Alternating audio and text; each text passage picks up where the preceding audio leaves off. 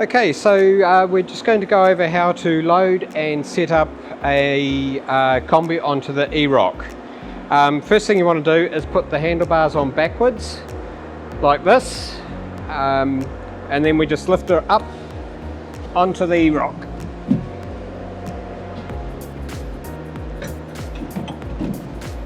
So the left rear wheel goes into the holder down there, and the right front axle sits in this cradle.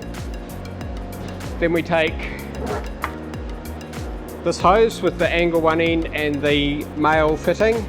Male fitting goes into the auxiliary tank. The elbow goes onto the side here. Down on the E-Rok we have two ports here, one labelled Kombi and one labelled nib. We just connect the hose, which has two push fittings, onto the nib and onto the Kombi. And we're now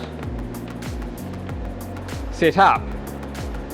Obviously, put paint in the machine and drive out to where you're going. Now, to mark under the bonnet, we have several taps.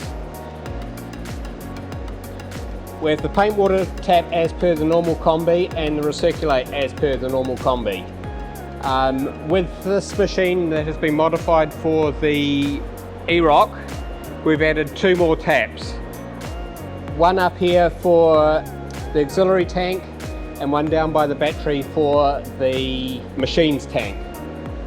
When you're drawing from the auxiliary tank, you'll need to close the paint tank, the Kombi paint tank tap, and open the auxiliary, and vice versa. If you're drawing from the Kombi paint tank, close the auxiliary and open the Kombi. If you have them both open, the pump will actually try and draw from both, and it will lead to lower pressure, and also when the Kombi tank runs out, it will just suck air because that is easier.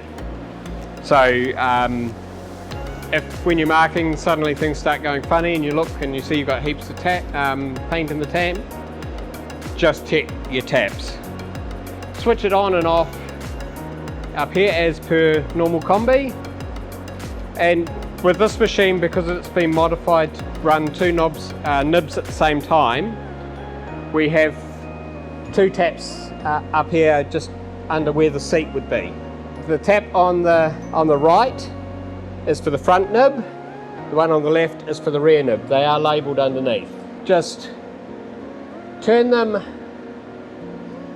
to open the taps, and when a tap is horizontal, that tap is open.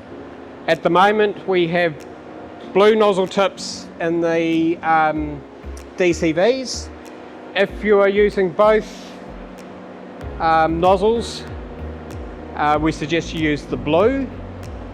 If you're only going to use one, the brown nozzle tip would be a better one to put in. Bigger flow, so you'll go faster, but with two browns in, you'll have low pressure and you'll have to go really slow to get a decent line. And I think that is about it.